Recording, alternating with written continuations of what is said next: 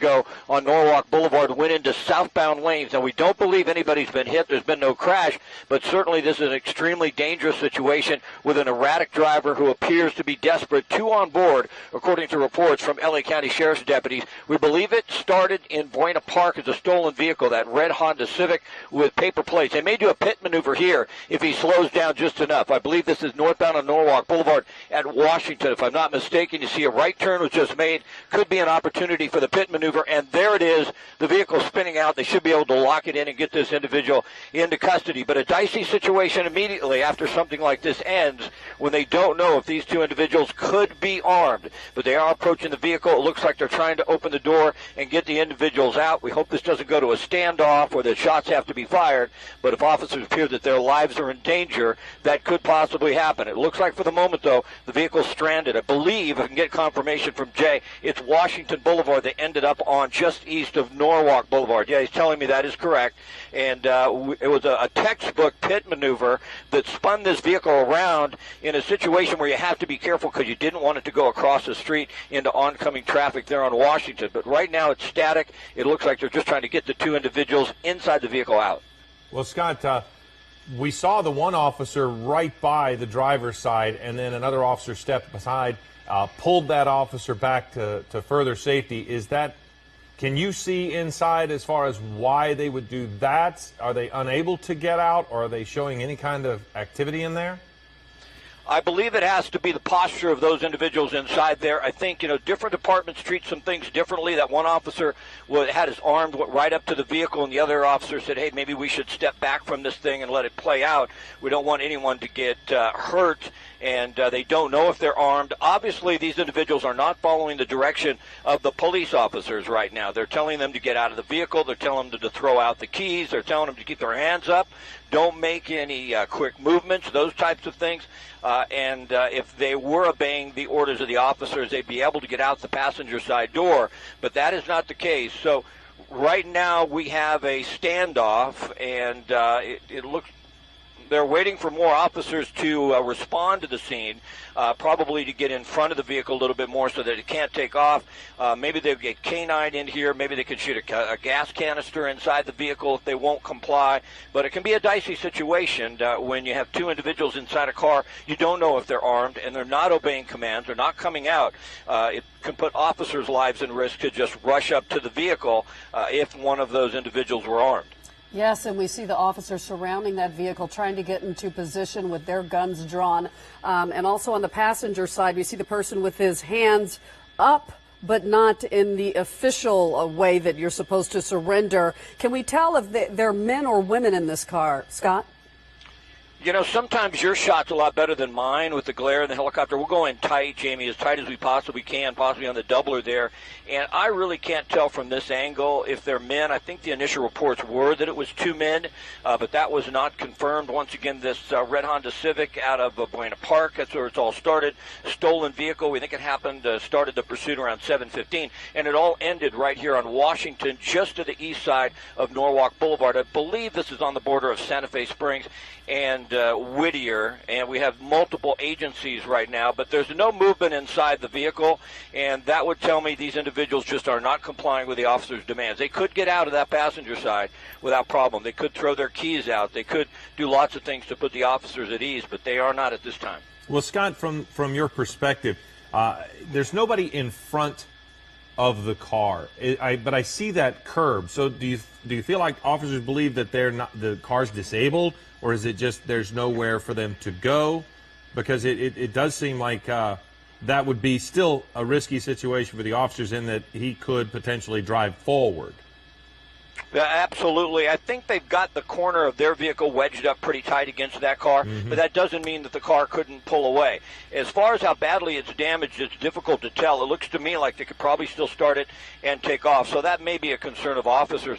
Also, once officers get in line with a vehicle like this, and they could have to open fire if the suspect's got out with a gun, there's always that crossfire situation. They don't want to be shooting in a direction where you might be hitting someone in the oncoming traffic or a pedestrian or some innocent person. person. So there's a lot of things to take into consideration. It appears to me, just like it appears to you, that if the individual tried to start the car and get going, they might be able to take off.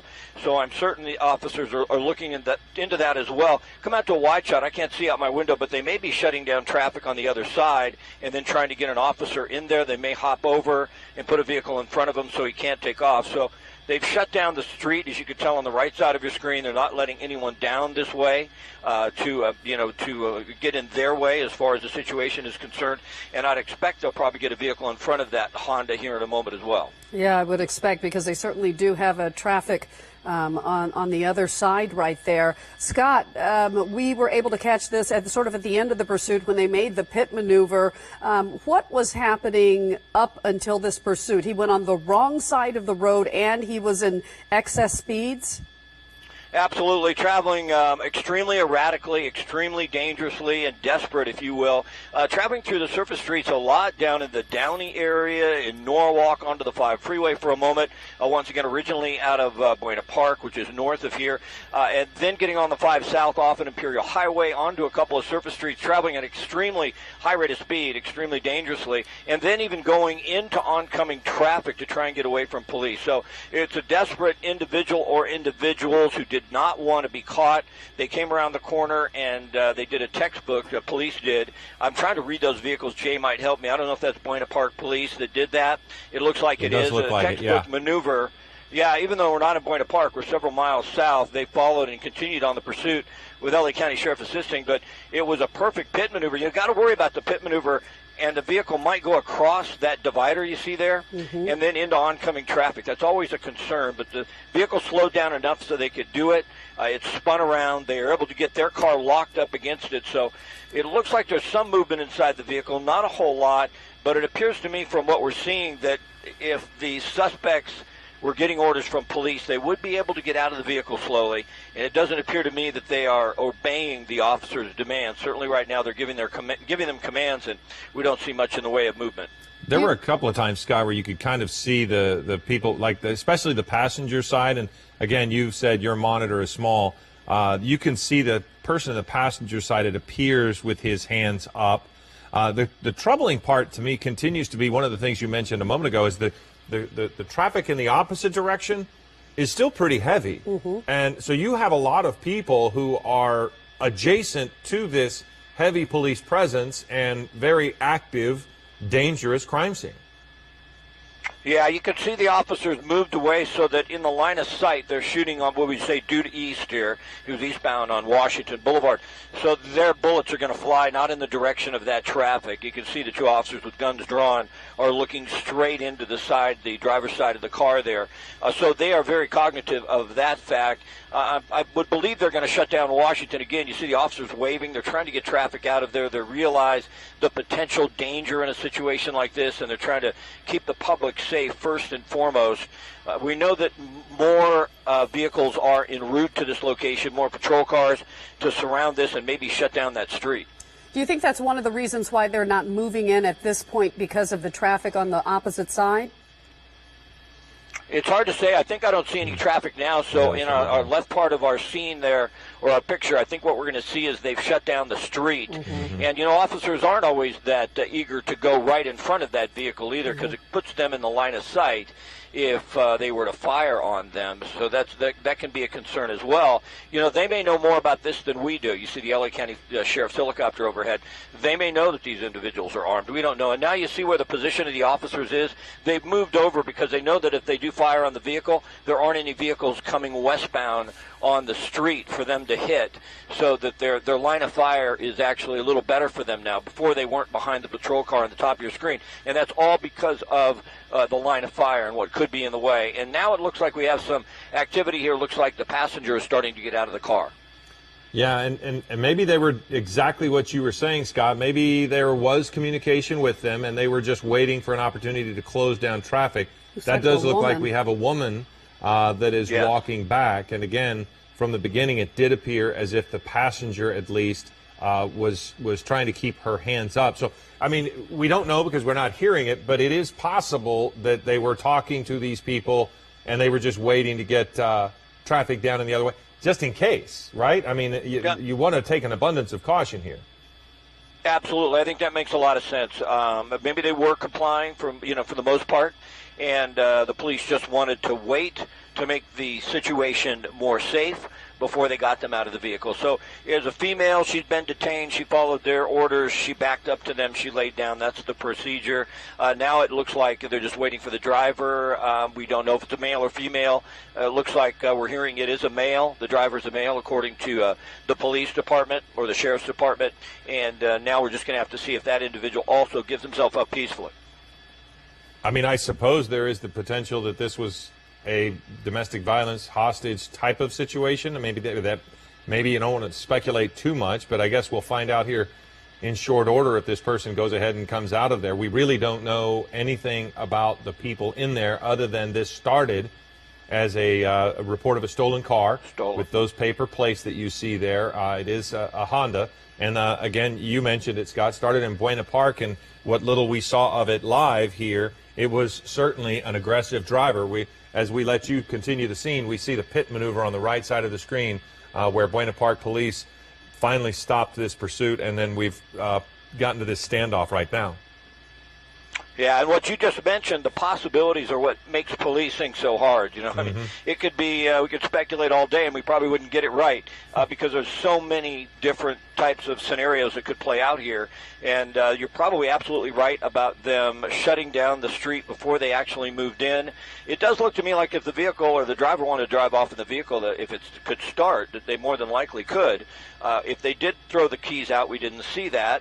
And now it's just a waiting game. It's a standoff, and it looks like, I don't know if you see the same thing as me, but it looks like the driver, the suspect, is trying to put his hands up, and now it looks like he's more kind of arguing with them. That wouldn't be the type of motion you would see from someone who's been told, don't move your hands, keep your hands up, don't plead your case, just get out of the vehicle. He is, definitely seems to be gesturing and talking and leaning back in the seat there, shaking his arms. Yeah. Don't know what that's about, but hopefully they can talk some sense into him. Yeah, and there's no reason why the person couldn't get out the passenger side door. Clearly the driver's side door is pinned shut, but this is, you don't want to say the ravings of a lunatic, but you certainly see him waving his arms, clearly talking to police, and as you said, Scott, they don't want to hear it right now. Get out of the vehicle and follow their commands. It's really, at that point, it's that simple.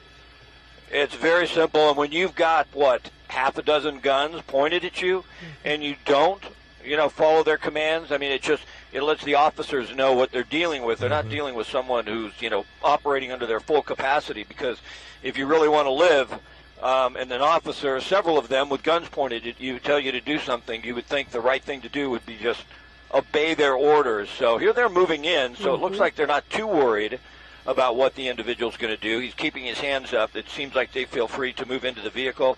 Well, there's the possibility they talked to his passenger, and if his passenger gave them some information as to, we don't have any weapons, there is that possibility that maybe that's why they're... Now he's reaching somewhere, and they are right on him. Boy, it's a frightening situation, isn't it, to look at this, because we do know that one wrong move, the officers get scared, they fear for their life, they're going to fire. I mean, it's an unfortunate dynamic of what happens in these types of situations. Right. It looks like everything is going as planned, but all it takes is, one really bad move on the part of the suspect, and the officers are in a real tough situation. Okay, he's climbing over, arms out the window. Up, yeah, looking good here as far as the posture of the suspect. We do understand he's a man. His hands are up. Probably be told to back up to officers, to turn around, to put his hands up, and then to back up towards the patrol car. That's usually the procedure. Maybe pick up his shirt to make sure that he doesn't have a weapon inside his waistband there. But it looks like hands behind the head. Looks like a young adult male. And following the orders of the officers at this point. I'm pretty sure we're on Washington, just to the east side of Norwalk Boulevard. It's right on the border of Santa Fe Springs and Norwalk, if I'm not mistaken. And he still seems to be talking to officers as he appears to be following their orders right now, but...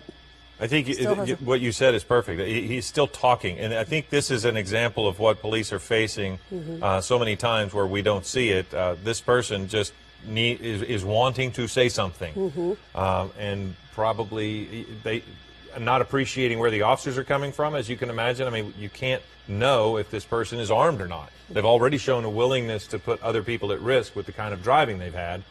So it's frustrating, I'm sure, for a lot of people in that area as this kind of plays out, and they're just trying to go about their workday, but they can't because streets are closed. And this is a tense moment right here. They're getting ready to put him into handcuffs, but he's got to do exactly what they say before they rush up on him. He looks like he's complying. Still talking. And still talking. Last bits of freedom. He wants to get out what he has to say, I guess. Yeah, and it's interesting because usually you see a suspect that will obey a little bit quicker than this. This has taken some time, but it appears that everything has gone as planned as far as the operation of the police officer is concerned. You do a picture-perfect pit maneuver, you get the passenger out without incident, and now you get the suspect, the driver, out without incident, and that's certainly what everybody wanted.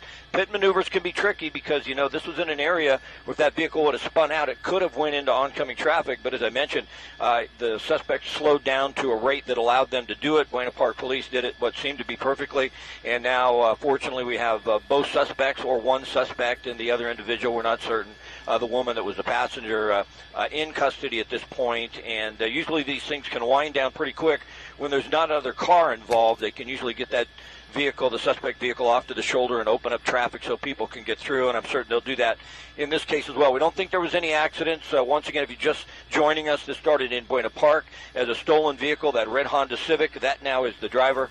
He is in custody with Buena Park Police, and this is on Washington, just to the east side of Norwalk Boulevard in Santa Fe Springs. Okay, Scott, thank you very much. If there are any developments on this that we need to provide as updates, we will do that. Make sure you're watching on Eyewitness News at 11 a.m. This has been special coverage of this pursuit that has now ended in Whittier. We'll continue with Good Morning America.